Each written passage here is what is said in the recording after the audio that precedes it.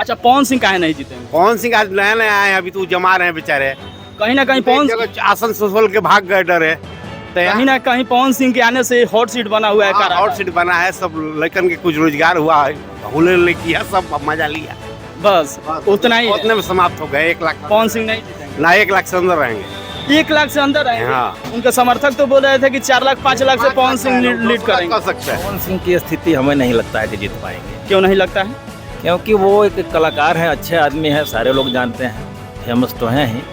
लेकिन राजनीतिक समीकरण जो होता है ना, हमारे यहाँ एक तरह से कहिए कि जातीय समीकरण से लोग बहुत कम उबर नहीं पा रहे हैं।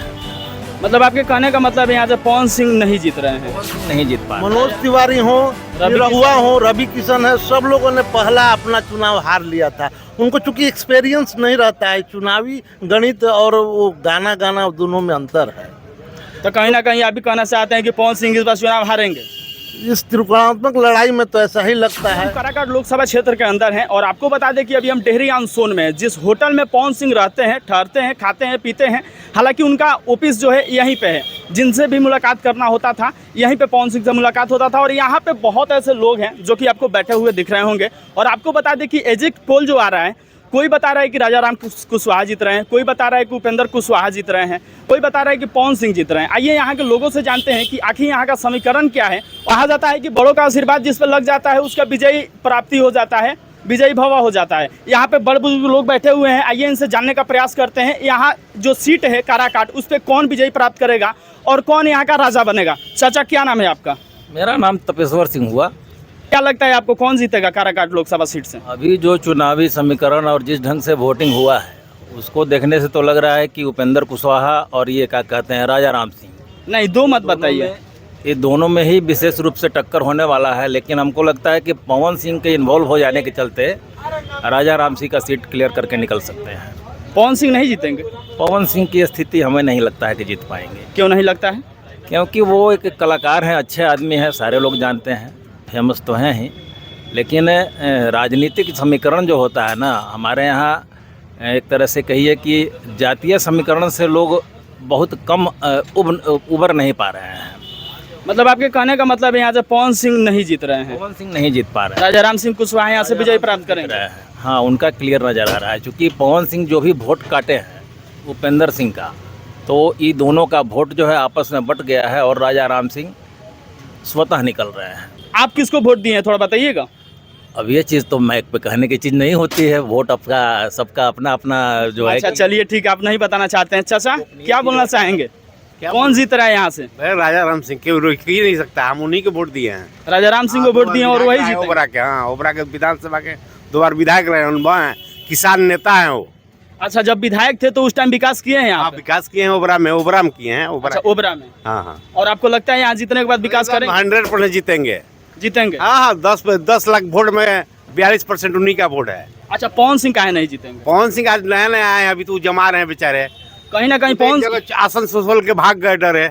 कहीं ना कहीं पवन सिंह के आने से हॉट सीट बना हुआ है। हॉट सीट बना है, सब लड़कन के कुछ रोजगार हुआ, हुले किया, सब मजा लिया। बस उतना ही, उतने में समाप्त हो गए। 1 लाख पवन सिंह नहीं जीतेंगे ना, 1 लाख से अंदर रहेंगे।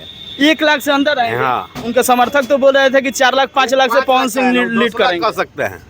यहाँ पे जो वोटिंग हुआ था करीबन 9 लाख के करीब में हुआ था। नहीं, 18 लाख कुछ हुआ है, पूरा वोटिंग है। 10 लाख कुछ वोटिंग हुआ है। हाँ, 10 लाख में 42% वोट आपका राजा राम जी का है। इस पर आंकड़ा मंगा लीजिए, 4 लाख कुछ यार उनका सेटिंग हो रहा है। मतलब आपके भी कहने का मतलब है कि राजा राम सिंह कुशवाहा जीतेंगे? हाँ, एकदम 100%, कोई नहीं रोक सकता है। ये भी चाचा बोल रहे हैं राजा राम सिंह कुशवाहा ही जीतेंगे, आप भी बोल रहे हैं कि वही जीतेंगे। आइए एक चाचा यहाँ पे मौजूद है, इनसे जानने का प्रयास करेंगे। क्या बोल रहे हैं चाचा? पूरा देश में 2 गठबंधन की लड़ाई है, एक इंडिया और एनडीए।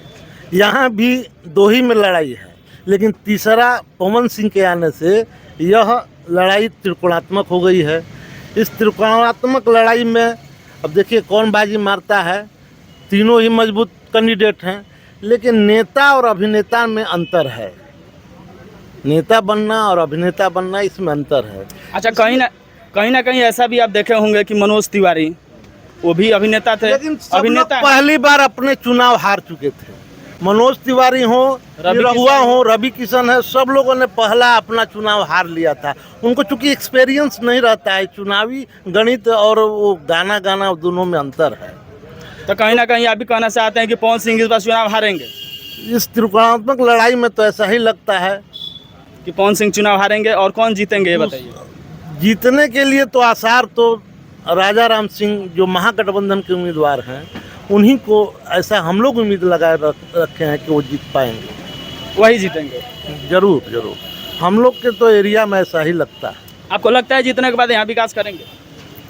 विकास तो यहाँ अभी तक कोई प्रतिनिधि नहीं कर पाया, क्योंकि आप देख रहे हैं कि यहाँ डालमिया नगर बंद पड़ा है, एक पाली पुल 1 साल से बंद पड़ा है।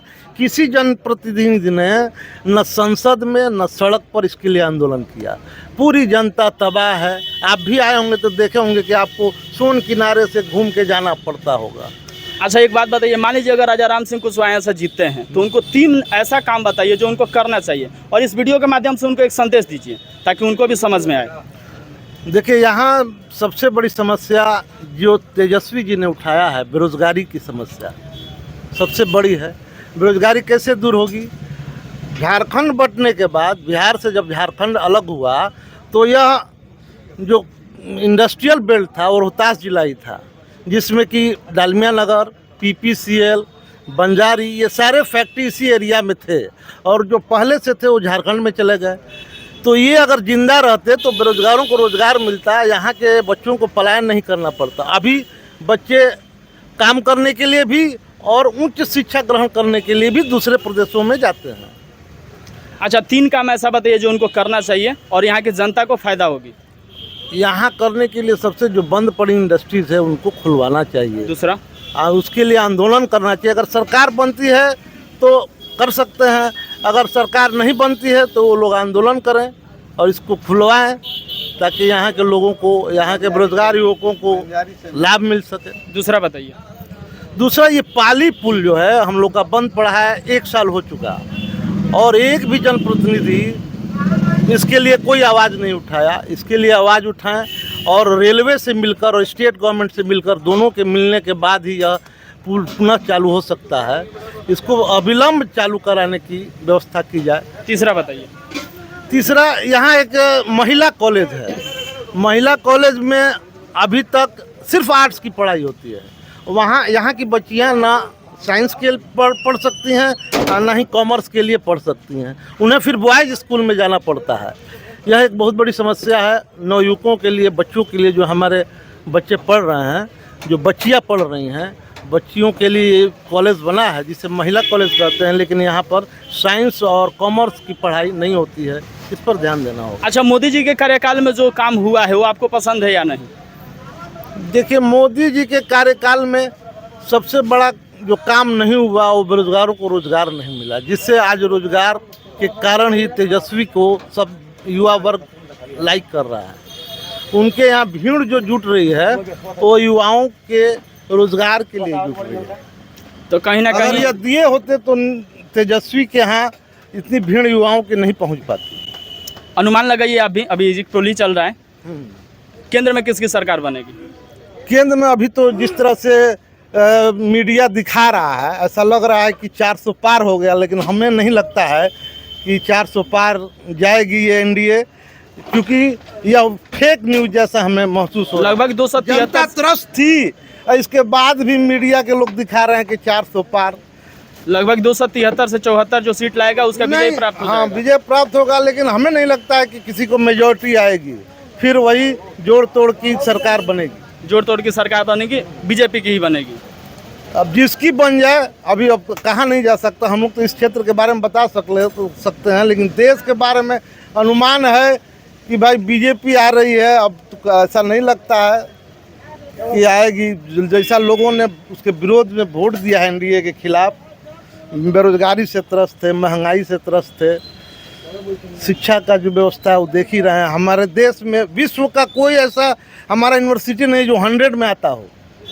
हमारे देश में कोई ऐसा यूनिवर्सिटी नहीं है कि विश्व के स्तर में वो 100वें स्थान पे भी आता हो। 100वें में भी नहीं आता है। नहीं आता है।